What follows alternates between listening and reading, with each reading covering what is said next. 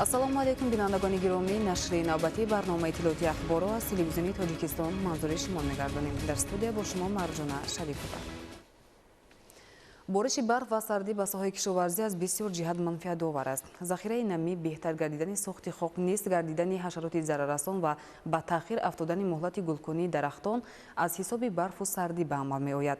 ба андешаи олимон сардии ғайри чашмдошт ва аз меъёри муқаррари паст гардидани ҳарорати ҳаво ба соҳаи кишоварзӣ таъсири мусбӣ дорад. гузориши Мансури Ҷалол дар ин хусус.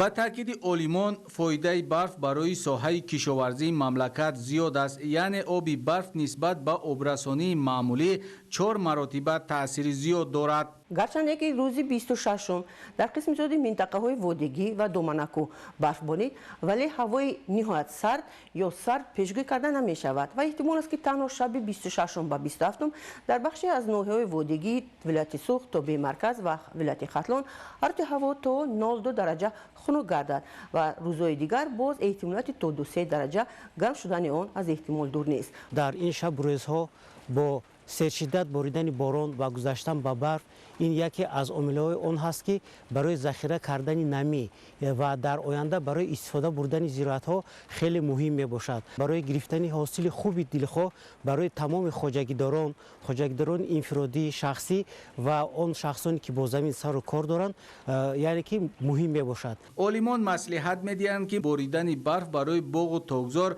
манфиати зиёд дорад. дар чунин вазъ кишоварзонро зарур аст ки дар асоси маслиҳати мутахассисони соҳа корҳои агротехникӣ, коркарди байни қаторҳо ва ғизодиҳии иловагиро пурзур намоянд. барфе ки борид бисёр барои кишоварзон, хусусан барои боғу токпарварон бисёр ба маврид буд.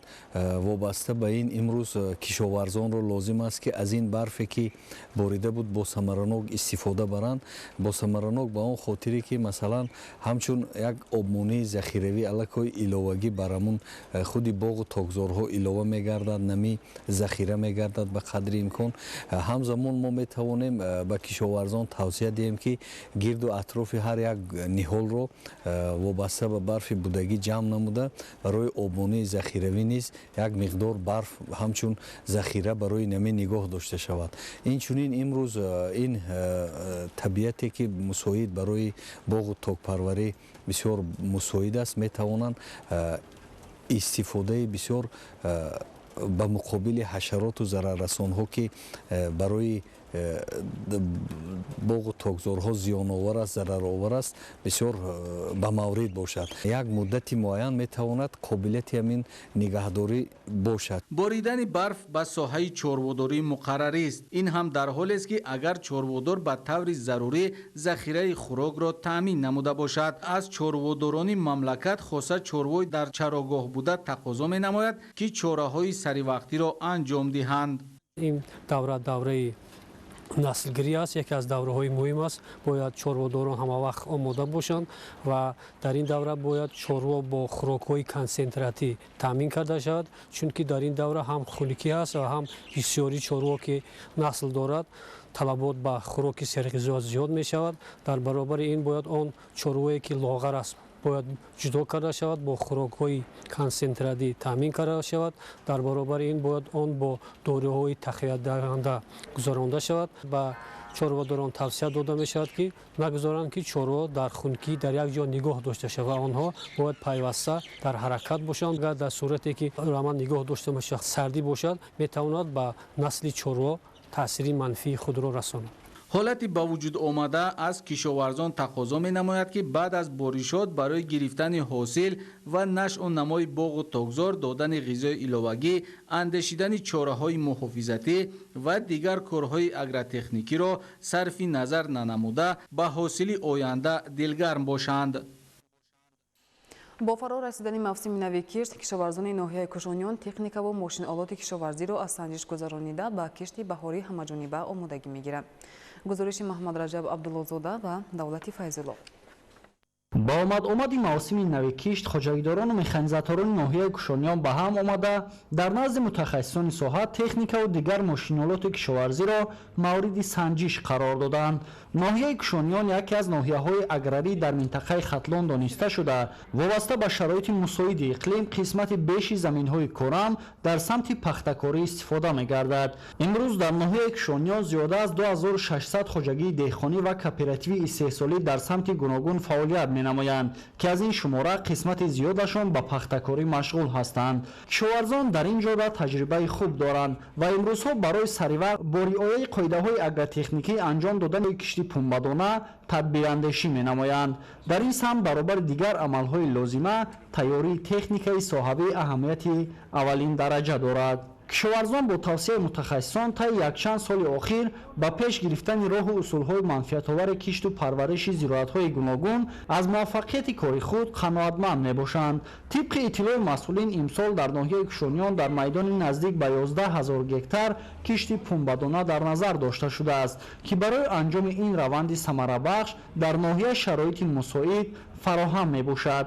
کشاورزان ناحیه سال از سال بهر باز هم رشد بخشیدن فعالیت خوجگیداری خود از حساب فایده صاف تکنیک و دیگر ماشینالات ساحه را خریداری کرده پایگاه تکنیکی خود را مستحکم مینمایند. شغل اساسی ساکنان ناحیه کشانیان کشاورزی است و محض توسط مهنت صافدلانه استفاده تجربه پیشقدم در سمت ثمره‌ناک استفاده کردن هر قطعه زمینی در اختیار داشته همساله حاصل دلخواه زراعت را به دست آورده سطح و صفت روزگار خود را بهتر می‌نمایند. محمد رجب عبدالله‌زاده، دولت فیض‌الله، ناحیه کشانیان، اخبار. امروزها در شهر خوجند کارهای ساختمانی در زیاده از 100 انشاءات گوناگون ادامه دارد. در این برابر جهت آمادگی به جشن بین‌المللی نوروز کارهای مربوط به دگرگونسازی کوچه و خیابان‌ها و شناندن نهال درختان همیشه سبز و سایه افکن و گل و بوته‌های آرایشی وسعت می‌یابد. تفصیلات بیشتر در گزارش عبدالوهاب عبدالستار و الیاس باباجان. با استقبال 35 سالگی استقلال دولتی جمهوری تاجیکستان در مرکز ولایت سوخت شهر خوجند کارهای آبادانی و سازندگی از جمله بنیاد و نوسازی انشاءات گوناگون با مرام ادامه داشته با عملی نمودن نقشه و برنامه‌های مکمل تحریزی شده برای ساکنان و مهمانان شرایط مساعد کار و زندگی فراهم آورده می شود و امروزها در راه رسیدن به هدف‌های رشد اقدام و تشبث‌های نیک و سازنده مورد عمل قرار دارند. در یک مرحله کوتاه یعنی در دوره آمادگی به پیشواز جشن 35 سالگی استقلال دولتی با قامت افروختن صدها انشاءات گوناگون سیمای معماری شهر خوجند به طور نظررس تغییر یافت. در آینده نیز بیناهای بلندآشیانه استقامتی مأموری و خدمترسانی مکتب و کودکستان‌ها و انشاءات استحصالی در اساس طرح‌های معاصر بنیاد کرده می‌شوند. با مقصد اجرای دستور و سپارش‌های راهبریت دولت و حکومت کشور در روند وسعت یافتن کارهای آبادانی و سازندگی به مناسبت 35 سالگی استقلال دولتی جمهوری تاجیکستان و آمادگی همه‌جانبه به جشن جهانی نوروز در شهر خوجند تدبیرهای سبز و خرمگردانی از جمله شنانیدن نهال درختان آرایشی و همیشه سبز و نوسازی کوچه و خیابان‌ها نیز عملی گردیده در این تدبیر مهم اکولوژی ساکنان فعالناکی نشان می‌دهند. چنین یک معرکه دستجمعانه نهالشنانی به استقبال جشن بین‌المللی نوروز در 4 موضع خیابان اسماعیل سامانی شهر دایر گردید. در این تدبیر مهم که برای بهداشت وضع اکولوژی شهر زمینه اساسی به حساب می رود با اشتراک شماره زیادی ساکنان کسب و کار گوناگون زیاده از 200 عدد درخت خوشنمود مگنولیا شنانیده شد. این تعداد درخت مگنولیا از جمهوری ایتالیا آورده شده انتخاب موضع و طرز شنانیدن آن با مصلحت و مشورت عالمان و متخصصان ساحه صورت گرفت. زیرا اساس نشأونمای خوبی منبع درختان از خاک طرز درست شنانیدن و تامین با آب و غذا وابسته می باشد. مسئولان نقشه دارند که روزهای نزدیک باز 100 عدد درخت خوشنمود مگنولیا را از ایتالیا وارد نموده در موضع‌های معین شده شهر شنانند. از طریق کارخانه دولتی کبوترزارکنی و گلپروری شهر خوجند از ماه نوامبر سال 2024 تا امروز در کوچه خیابان‌های شهر خوجند درخت‌های نادر مگنولیا، صنوبر قرمی، بروچینه، کاستانه شنانده شد که شماره آن 1500 بخره تشکیل می‌دهد. در شهر جهت تازه و آزاده نگاه داشتن کوچه و خیابان‌ها نیز تدبیرهای ضروری عملی کرده می‌شوند. ин ҳам дар ҳоле est ки дар муқоиса ба солҳои пеш бо афзудани шумораи аҳолӣ ҳаҷми партов низ зиёд ва масъулияти кормандони корхонаи воҳиди давлатии коммуналии хизматрасонии нақлиёти санитарии шаҳри Хуҷанд дучанд шудааст. ҳамарӯза бо мақсади саривақт аз ҷойҳои муайяншуда гирифтани партов шумораи муайяни техникаҳои махсус истифода мешавад. کارخانه واحدی دولتی خدمترسان نقلیات سنتر شهر خوجند یگانه مؤسسه میباشد که برای کشانیدن و به ضرر گرداندن پرتوهای سخت معیشتی شهر خوجند وابسته شده است. امروز در موازنه کارخانه 54 عدد نقلیات‌های پرتوکشان و یاررسان موجود میباشند که از آنها 27 عدد آن مخصوصا برای کشاندن پرتوهای سخت معیشتی روانه کرده شده است. امروز فعالیت ما در 3 بخش به راه مانده شده است. در شهر خوجند زیاده از 150 نقطه ها برای پرتافتن پرتوها معین کرده شدند که در آن زیاده از 1200 عدد پرتو قوطی ها جایگیر کرده شده است. وسعت یافتن روند سازندگی و آبادانی، سبز و خرمگردانی محیط زیست و تازه و آزاده نگاه داشتن کوچه و خیابان‌ها از آن شهادت می‌دهد که آمادگی به استقبال جشن جهانی نوروز همه‌جانبه بوده. مقامات اجرایی حکومت دولتی شهر خوجند در یکجایگی با تشکیلات مؤسسه‌ها و اهالی در این گوشه زیبای تاجیکستان پیشرفت و شکوفایی را تامین می‌سازد. عبدالوهاب عبدالستار، الیاس باباجان، شهر خوجند، اخبار. با دستگیری حکومت جمهوری تاجیکستان جهت بهتر نمودن سطح و صفت زندگی ساکنان و رشد محل در یک قطار دهه‌های ناحیه شهرنو کارهای سازندگی و آبادانی به راه مانده شده است. از جمله در دهه حیاتی نو 1 کیلومتر و 200 متر راه اسفالت پوش گردیده، سیمچوب‌ها و خطهای انتقال نیروی برق در دهه‌های فیضبخش و نوبهار عوض کرده شد. ادامه مطلب در تهیه فریدون سبحان و صدرالدین ابراهیم. با دستگیری همیشگی حکومت جمهوری تاجیکستان امروزها در مناطق گوناگون مملکت کارهای سازندگی و آبادانی جهت رشد محل و بهتر نمودن سطح و صفت زندگی ساکنان دهات دوردست انجام داده می شوند. چنین تدبیرهای آبادانی در 4 دهه ناحیه شهرنو نیز جریان دارند که از جانب کمیته رشد محلی نزد پرزیدنت جمهوری تاجیکستان در دایره لایحه گرانتی پیلوتی به راه مانده شده است. از جمله در دهه حیاتی نو 1 کیلومتر و 200 متر راه محلی اسفالت پوش کرده شد که حالا ساکنان از این مسیر جهت حرکت بی‌مامانیت نقلیات و انتقال مال و محصولات خود استفاده میبرند. همین گونه کارهای آبادانی در دهه فیضبخش نیز به راه مانده شد که در دایره آن 70 سیمچوب و 4.5 کیلومتر خط انتقال نیروی برق پورا عوض گردیده جهت روشننمایی کوچه ها 80 عدد فروزانک های آفتابی خریداری و نصب کرده شدند. همزمان در این دهه 2 عدد ترانسفورماتور عوض گردیده بیش از 2 کیلومتر راههای بین دهوی را ساکنان طریق حشرهای دست جمعانه شغل پوش نمودند. ساکنان دهه با تصمیم گرفتیم که با دستگیری اجرای حکومت دولتی و رشد محل بخشیده به 35 سالگی اسکولت دولتی جمهوری تاجیکستان با یک قطار کارهای سازندگی و آبادکاری را در نظر داریم. بهتر نمودن اینفراساختور ساحه انرژتیک در مد نظر حکومت مملکت قرار داشته سیمچوب‌های فرسوده و کارناشایم دوره به دوره عوض کرده می‌شوند. همین تدبیر در دهه نوبهار ناحیه شهرنو نیز راه‌اندازی گردیده طبق لایحه گرانتی پیلوتی از جانب کمیته رشد محلی نزد پرزیدنت جمهوری تاجیکستان در این موضع 112 سیمچوب و 15 کیلومتر خط انتقال نیروی برق پورا عوض کرده شده. روشننمایی جاده‌ها توسط نصب 60 عدد فروزانک تامین گردیدند. با مقصد دسترسی پیدا نمودن ساکنان محله‌های احتیاجمند به آب تازه نوشاکی در دهه گلریزه با مبلغ زیاده از 320,000 سامانی از عمق 136 متر آب برآورده شد که اکنون به 73 خواجگی این دهه انتقال آب تازه نوشاکی تامین کرده می شود. همین گونه کارهای آبادانی و سازندگی جهت رشد محل و بهتر نمودن اینفراساختور راه و نقلیات، تامین ساکنان با آب تازه نوشاکی و دیگر سمت‌های مشکلات دهات مرحله به مرحله از جانب حکومت مملکت در یک جایگی با ساکنان و صاحبکاران و جلب سرمایه منبت نیز به راه مانده می شود. فریدون سبحان، صدرالدین ابراهیم، ناحیه شهرنو، اخبار. در ناحیه لخش با استقبال جشن 35 سالگی استقلال دولتی جمهوری تاجیکستان بنیاد 124 انشاءات گوناگون تعیینات پیش بینی شده است. سال جاری با انجام کارهای ساختمانی یک قطار انشاءات از جمله مؤسسه‌های ساحه‌های معارف و تندرستی مورد بهره برداری قرار داده شدند. گزارش همکاران ما. ناحیه لخش در پرتو برنامه‌های سازنده حکومت جمهوری تاجیکستان سال تا سال آباد و زیبا شده ایستاده است.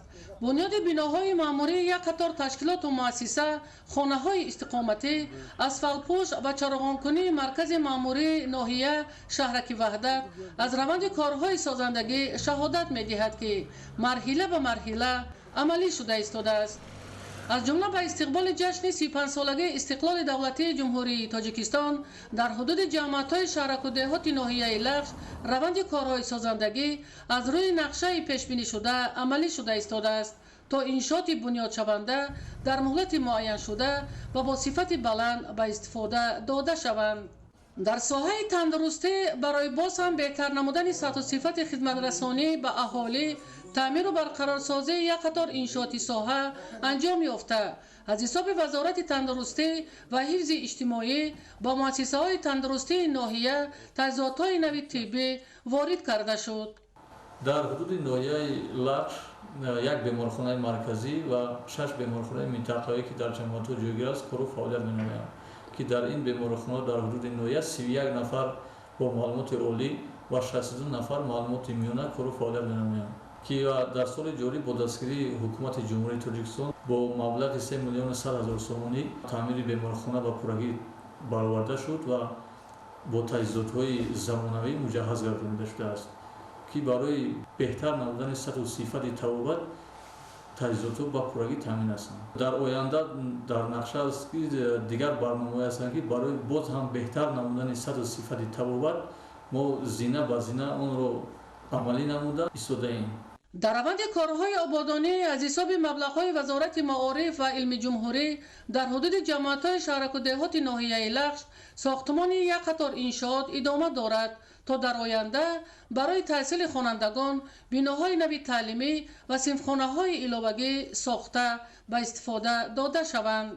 در سال 2024 با دستگیری به واسطه حکومت جمهوری تاجیکستان و وزارت معارف و علم جمهوری تاجیکستان در یکجایگی با مقامات اجرایی محلی حکومت دولتی ناحیه لخش 9 مؤسسه تعلیمی از تعمیر اساسی و در نزد مؤسسه تعلیمی رقم 19 یک بینای تعلیمی پره با استفاده داده شد. در ناحیه لخش در جماعت دهات نوروز یک مؤسسه تعلیمی رقم 9 که از 3 بینای تعلیمی عبارت می باشد، عین حال یک بینای تعلیمی پره با استفاده داده شده.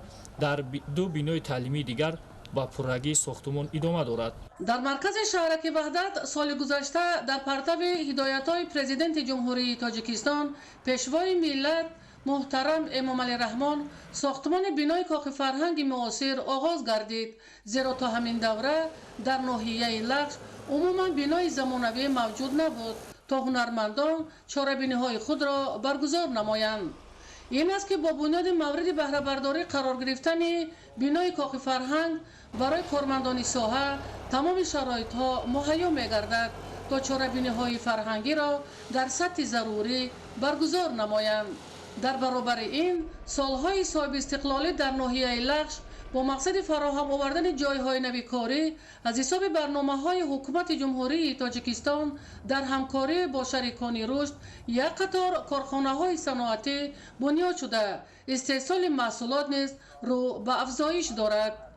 سرعت بخشیدن کارهای سازندگی در ناحیه لخش از غمخوری‌های حکومت جمهوری تاجیکستان شهادت می‌دهد که این گوشه دوردست کشوری عزیزمان باز هم آباد و زیبا شده برای مردم زندگی شایسته تامین کرده شود. ایدیگولی محمود، دادرجان میرزازاده برای برنامه اخبار از ناحیه لخش. در دوره کارهای آبادانی در شهر نورک با سهم ساکنان و صاحبکاران دهه چهارتود با مسافت بیش از 3 کیلومتر خط آبی نوشاکی کشانده شد. گزارش محمد علی عبدالکریم.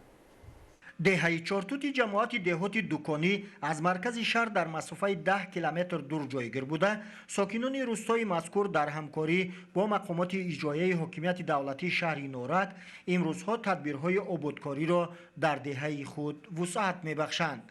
ساکنان و مردان برآمد دیار این همه آبادکاری را با مقصد بهتر نمودن وضع اجتماعی ساکنان ارزیابی می نمایند. تأمین و دسترسی ساکنان با آب نوشاکی از جمله تدبیرهای آبادگرانه در دایره کارهای بنیادکاری به استقبال از جشن 35 سالگی استقلالیت دولتی می باشد.